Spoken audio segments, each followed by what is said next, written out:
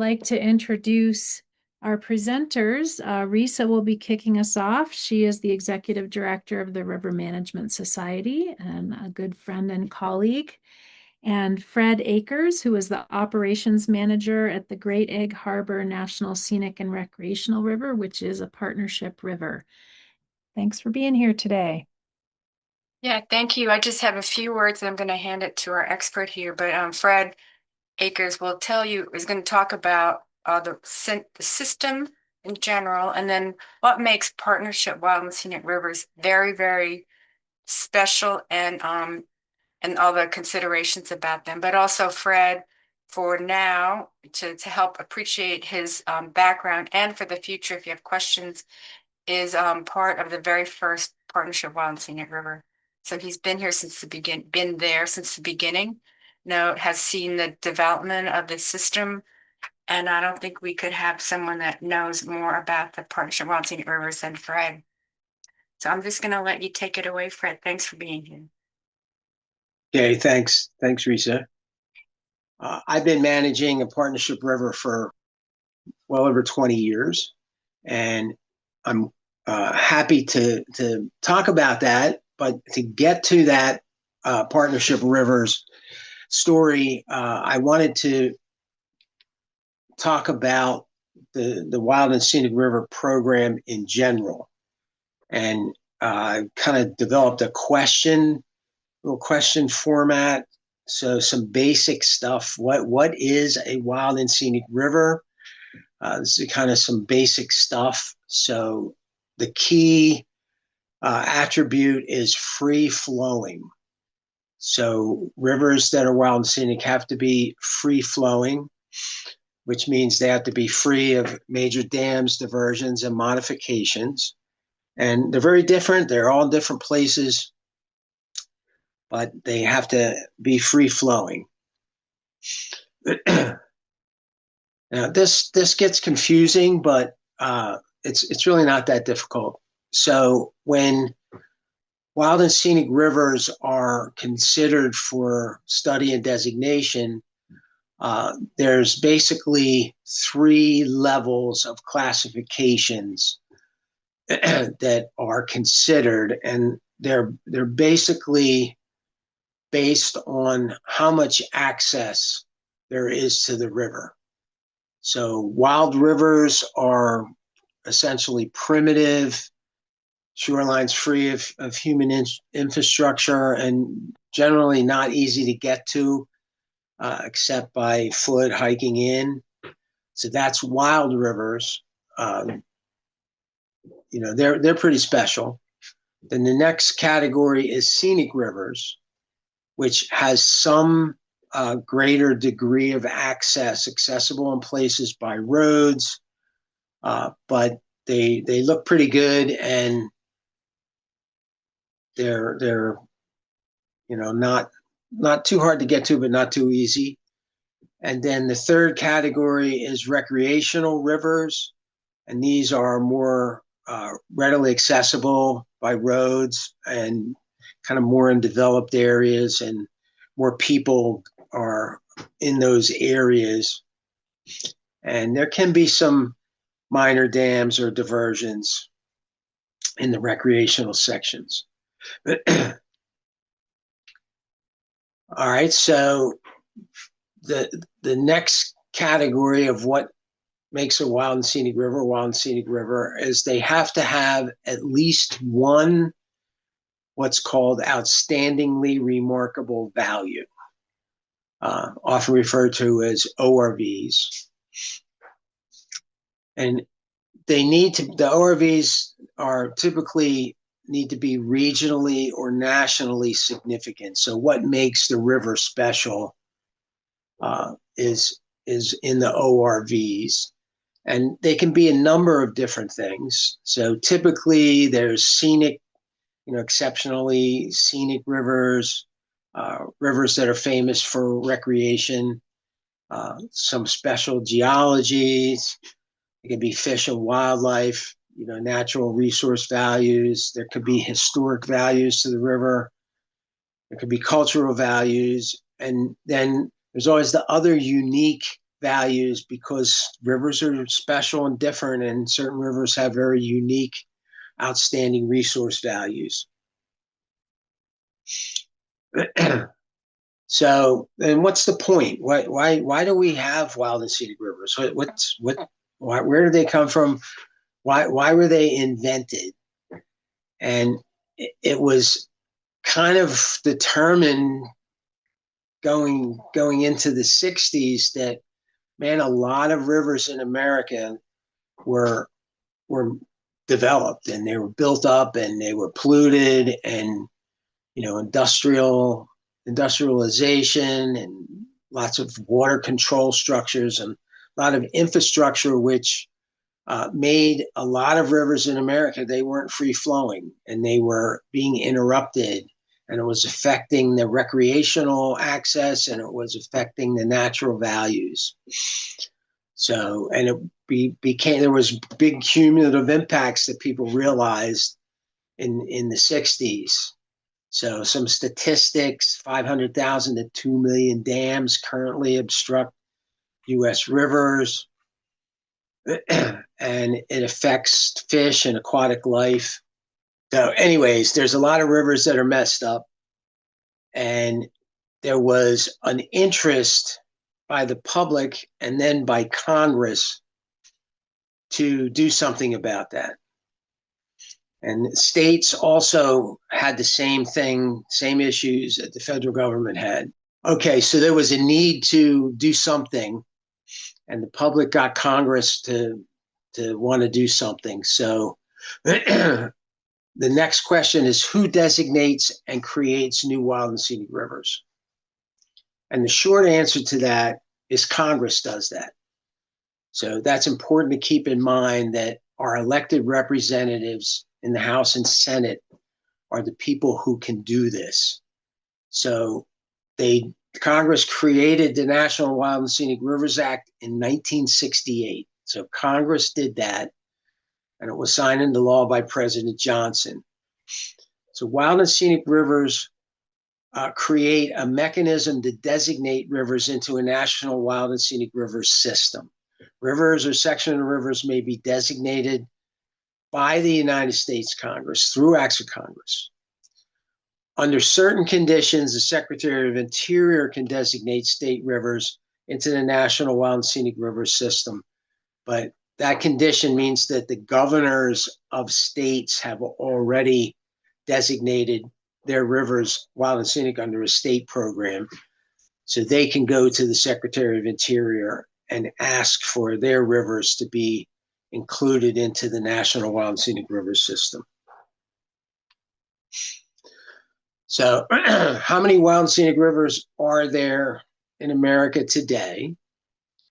And the best answer is there are not enough. So I'm an advocate for more wild and scenic rivers in America. There just are not enough. And so there are 228 wild and scenic rivers currently, about 13,000 miles designated in what's over 3.5 million river miles in the United States. So wild and scenic rivers, there's not many of them. It's less than 1% of all American rivers. And one of the ideas for the Wild and Scenic Rivers Act was to be compensation or mitigation in a way for all the dammed and developed rivers. So we're not even close to achieving that. So here's a cool pie chart I discovered, which has Wild and Scenic River miles by state. So you could see that there are three big states, Alaska, Oregon, and California, that have most of America's wild and scenic rivers. And there are a few other states that, have a fairly significant amount. And then there are 41 states that have 22%. So my river is in New Jersey. So we're one of those 41 states. But out west and in Alaska is where a lot of wild and scenic rivers were designated by Congress. So the next question up is who manages and protects wild and scenic rivers after they're designated. So this is starting to get into the partnership river realm. So if a wild and scenic river flows through federal lands, they are managed by federal land management agencies. So there's 4 of them that have wild and scenic rivers: the Bureau of Land Management, National Park Service, U.S. Fish and Wildlife Service, and the U.S. Forest Service. And over the years, one thing that has evolved is that all these agencies have decided that, we need to work together and try to have some uniformity in America's wild and scenic rivers that we manage. So they created an interagency wild and scenic rivers coordinating council, and they implement river management plans, and they work together to try to have some standardization. And when they first started, I don't know when it was, but it wasn't that long ago. When they got together, they said, well, what's the most important thing we need? One of the most important things we need to manage these rivers. And there was a consensus that training was a key element. So all of these agencies agreed that they needed to have some kind of a training space for new federal employees to learn about river management. So out of that evolved the River Management Society that Risa now leads, and that's why I'm here making this presentation today. So as the training function that came out of these Interagency Wild and Scenic Rivers Coordinating Council. So here's another cool pie chart. I found this on rivers.gov. So miles of river managed by agency. So you can see most of America's wild and scenic rivers are managed by the U.S. Forest Service, then the National Park Service, then the Bureau of Land Management, and U.S. Fish and Wildlife Service, and the state administered rivers are at about 8%. So that's how the existing 228 rivers break down by management. And I'm thinking, as I looked at this, that the National Park Service includes the partnership rivers because they are partners in their management.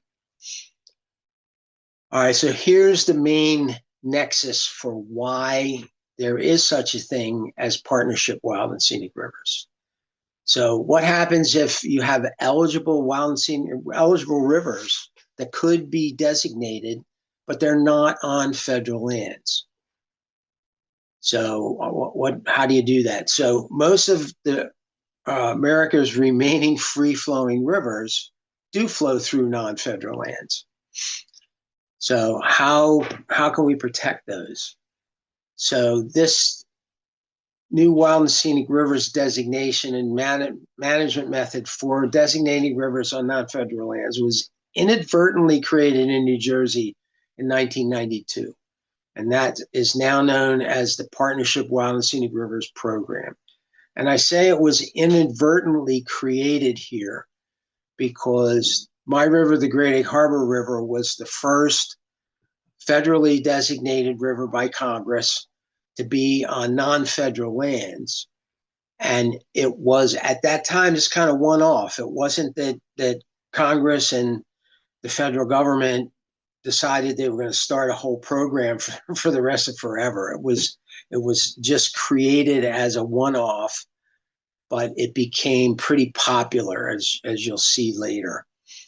And one of the drivers for these non-federal lands rivers was that under the Wild and Scenic Rivers Act, which was created in 1968, there was a section that called on the National Park Service to create an inventory of all the free-flowing rivers in America that had at least one outstanding resource value to be put on this nationwide rivers inventory. And it just astounds me to think of that task. So if somebody said, "Hey, Fred, I want you to make an inventory of all the rivers in America that are free flowing and have at least one ORV," it would be, you know, like a huge undertaking, phenomenal undertaking.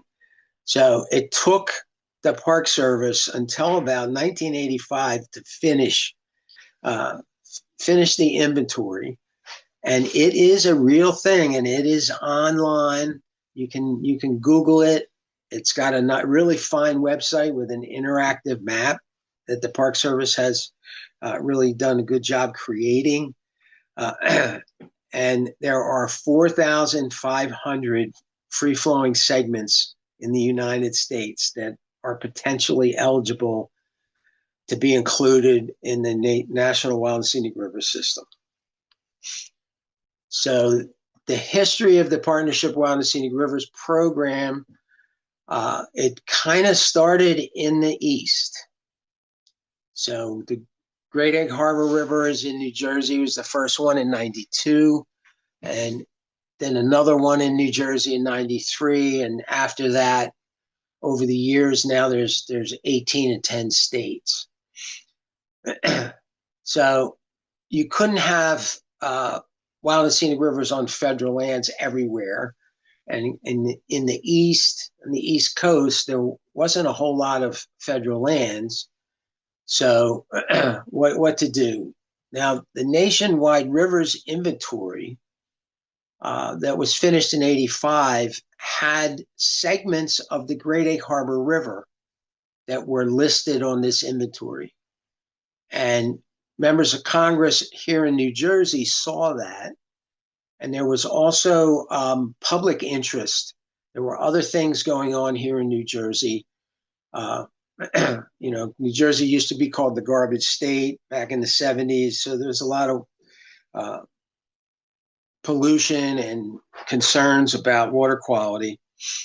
So New Jersey's members of Congress said, well, there's some segments on the Great Egg that are in the nationwide rivers inventory. So it's already partly eligible. So they decided that they would introduce a study bill to study the Great Egg Harbor River. And that was introduced in 86. But at that time, the study bill was very controversial. And the National Park Service was, at that time, was against having a wild and scenic river that wasn't on federal lands. They were against it. But Congress was pretty persistent. So they went ahead and passed a bill to study the Great Egg Harbor River to be included into the National Wild and Scenic River System. And the study process was, I think, 2 years. And when they studied the river, they found a lot more miles of the river were eligible than what was in the nationwide rivers inventory. So they came up with 129 miles, 17 tributaries, and the first tidal estuary to be designated into the National Wild and Scenic River System. So that was the first one, and it eventually established this paradigm for designating and managing wild and scenic rivers on non-federal lands, proving that rivers could be protected through local zoning and existing state laws rather than having the federal government own the land and federal agencies fully manage it. And credit goes to the National Park Service because they have been a great partner in nurturing this program from 1992 to its present state. So then next question is, who manages Partnership Wild and Scenic Rivers? So how does this actually work? So you have all of these partners involved, and Congress is a partner. The agency, National Park Service, is a partner, and local jurisdictions, towns, counties, and states are partners. So under the designation, So once a river is studied and then it's designated, in the designation language, Congress can specify how the rivers are to be managed. So my river was, and most partnership rivers are administered by the Secretary of Interior through local partnerships, partnership of local governments, councils, stakeholders, watershed groups, and governmental organizations, generally through the use of cooperative agreements. So this system enables communities to protect their own outstanding river-related resources through this collaborative approach. And one thing I didn't put in here is it's a pretty cheap way, very cost-effective way to manage wild and scenic rivers, because the towns and the counties and the states pay for a lot of the services that are paid for by federal funds in national parks and national wild and scenic rivers. So there's a study plan and program to do this. So Congress, there's basically two bills are required. One is the study bill, and then after the study is a designation bill. So the partnership designations usually require a study to be created during it requires a comprehensive management plan to be created during the study. The studies can take around 3 years, and there's a lot of people involved in the study process for a partnership wild and scenic rivers. So there's a lot of meetings, a lot of stakeholder involvement. My river has 12 towns that had to participate in the process, and they did, and it worked out good. Other rivers might have more towns that are involved. So there's a lot of time and effort needed to get people interested and then craft a management plan that's going to be popular with as many people as possible, and then protect the river for it's a forever thing. So once the plan is created, then there's roles and responsibilities in the plan for all the partners that are participating. And then the implementation of that plan occurs after the river is designated, and it just goes forever. So in the case of my river, we were designated in 1992, and we're the first one. So a comprehensive river management plan was not created during the study. It happened after. So it took 8 years for the Park Service to figure out how to manage our river. And it wasn't until 2000 that we had a management plan and the River Council was formed and began to meet. So 26 years later, the Great Egg Harbor River Council meets 6 times a year. It's going very good. And people show up at these meetings, and they like the river, and they like to talk about it and work on it. So it takes money to protect rivers. And the money for the Partnership Wild and Scenic Rivers program comes from congressional appropriations. So each year, the National Park Service proposes a budget for all of the parks and all of their responsibilities, and there are line items for every Partnership Wild and Scenic River. They're listed as a batch, as a group, and that money gets some of it gets taken by the National Park Service, and then they pass some of that through to the local managers through cooperative agreements. So this is a picture of what the Partnership Wild and Scenic Rivers program looks like today from a graphic standpoint. So there are 18 rivers in 10 states. It's over about 1,000 miles. each of these rivers, it was designated by a public law. The two newest rivers, and this is a growing program. Congress really likes this program, so it's on the verge of a big expansion. So the York River in Maine and the Housatonic River in Connecticut were the two most recent rivers 3 years ago now, or 4 years ago.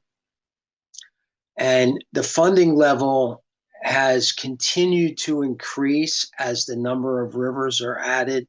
So currently the funding is $5.648 million for 18 rivers in 10 states. And the cooperative agreement funding that goes through to the local managers is $220,000 a year now, which is good. In the early days, it was less than half that. Now, this is a slide I stole from my friend Ben Yaskulka from the Muskinecon, because he took the time to fit all these images of all the 18 partnership wild and scenic rivers into one slide. So there's 18 different councils and groups that are not federal that are actively engaged in all of these rivers in partnership with the National Park Service. So it's working really well from starting out with one river inadvertently in New Jersey in 1992. So here's a picture of the status of the Partnership Wild and Scenic Rivers program today. This year, this is what's going on. So there are two rivers in Florida, the Kissimmee and the Little Manatee, that study bills were passed in 2022, and they're currently being studied by the National Park Service to be included. So they're determining what parts of those rivers are eligible and how they will be managed under the partnership program management paradigm. And we'll see when the studies are done. The process is in depth. So when the studies are done, they're published and they're put up for public comment. And then Congress has to take action and designate those rivers in a separate designation bill. So the rivers in blue are rivers that have bills introduced. The Mayaka has a designation bill. The other rivers have study bills. And so they are potential candidate rivers to eventually become partnership wild and scenic rivers. It's not easy to get bills through Congress these days. So we'll see what happens, but it just shows you that the Partnership Wild and Scenic Rivers program is growing, and Congress likes it, and people in the various states think it's a good idea. And there's some other rivers that are, getting notice. I'm giving them notice that I've been contacted about these rivers. So there's interest to get additional rivers into the Partnership Wild and Scenic Rivers program. But to do that, Congress has to be the ones, they take the lead. They're the ones that get it done. So here are the mechanisms. So if you said, hey, Fred, I like my river. Is there any way my river could be designated a Partnership Wild and Scenic Rivers river? What should I do? So one of the things that not many people know of is it's a formal thing called a reconnaissance survey. So let's say your river is not on the nationwide rivers inventory. There's no segments on your river that are pre-eligible on the NRI. So your member of Congress could send a letter to the National Park Service, to the director or the acting director, and ask for a reconnaissance survey. And the National Park Service will hopefully undertake that. And it's kind of a little preliminary look at the river system to determine the feasibility of a wild and scenic designation. So is it free flowing? Are there eligible sections? Are there potential outstanding resource values, ORVs? And are there local people with the determination and capacity to implement a management plan if one was created? So that's what a reconnaissance survey does. It takes about a year for that. And if your river's on the NRI or your reconnaissance survey was kind of successful and pointed to a qualified river, then the next step is for Congress to introduce a study bill to have the river studied. And this basically is a Congress passes a law that tells the National Park Service to go ahead and start a study for the respective river. And that takes funding to do that. And the National Park Service is really it's a big operation, and it has a lot of other things. The partnership program is just a small part of its responsibilities, and it has a lot of other new responsibilities coming and has to do a lot of studying of other things. So the Kissimmee and the Little Manatee, they had to get in line. There was a long list of things that the Park Service was studying, so they had to wait about a year or so to get in line to have the study. So it can take a while.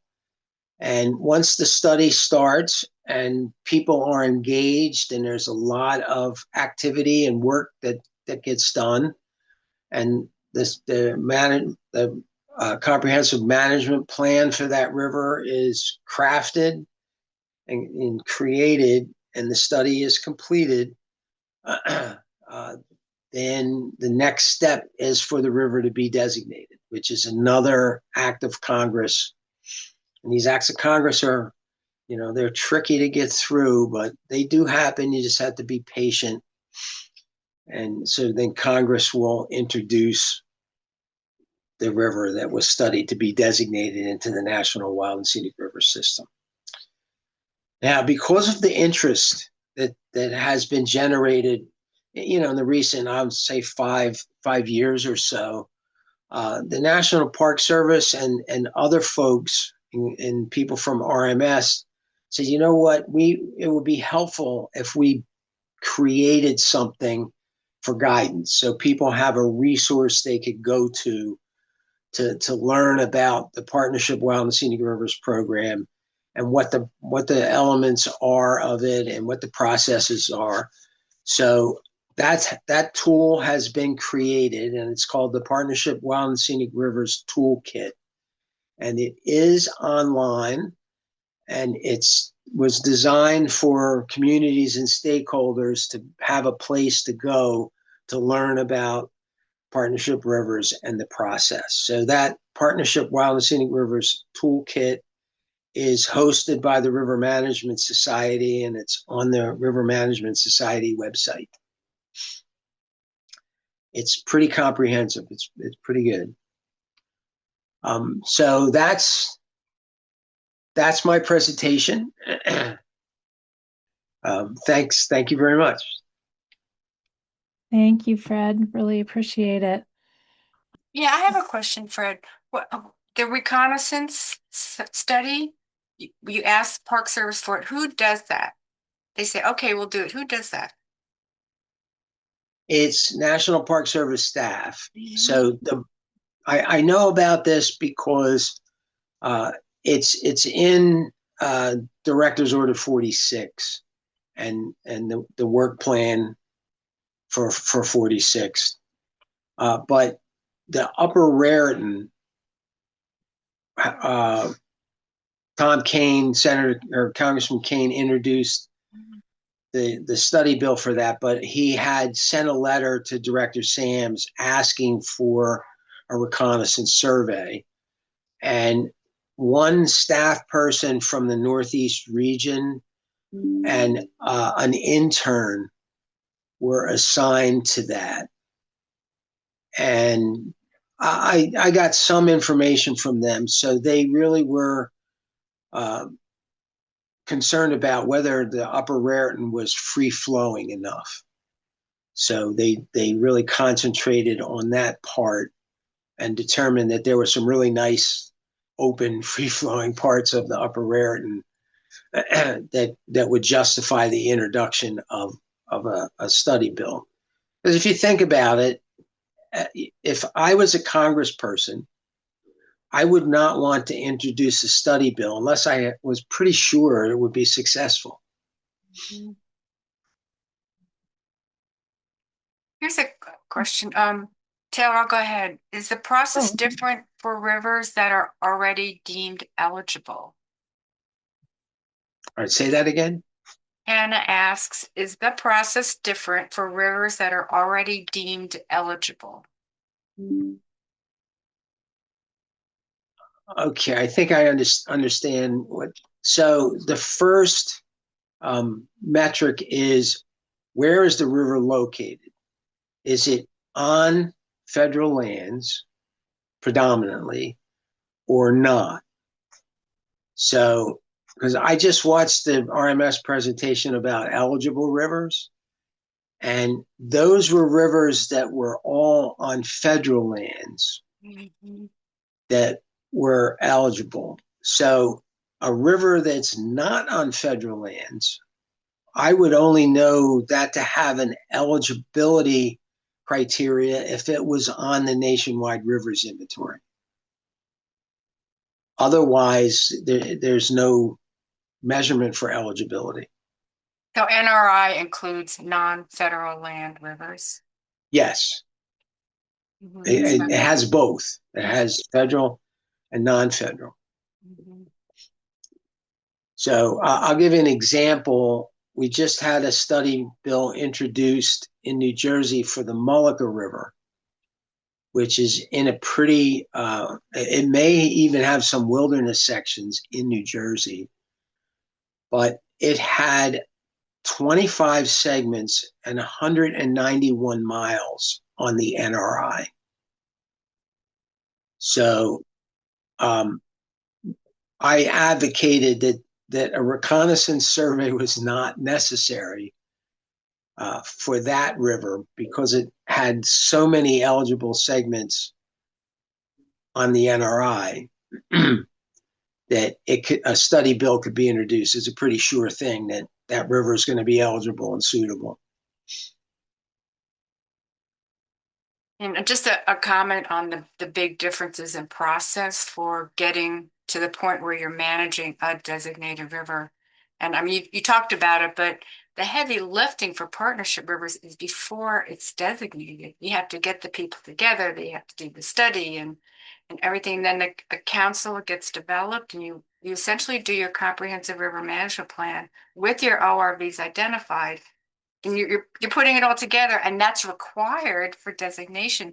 And unlike the federal lands, wild scenic rivers, where it's most often the case that a river is designated, whether it's done through a governor or Congress people are encouraged to submit it for designation. And then when it's designated, then you have 3 years to do your plan, theoretically.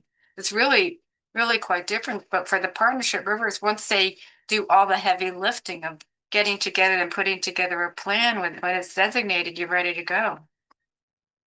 It's really cool. And you have all the stakeholders from the councils, their communities, and you've got Park Service people to help you do the work. It's the coolest. Yeah, so spirits are high when you get that study done because there's so many people were involved, and it's a different world. So when my river was studied, it was in like the late 80s, and I thought about that, and that's like before the Internet of Things. So today there's just so many more resources and opportunity available. In the old days, It was face-to-face meetings, it was telephone calls, or it was snail mail. Those were the communication methods. Uh, but today it's just and there was hardly any GIS. It was, so today there's all this resources available that you can bring into the study process and incorporate those into your management plan. There's a lot of mapping is already out there.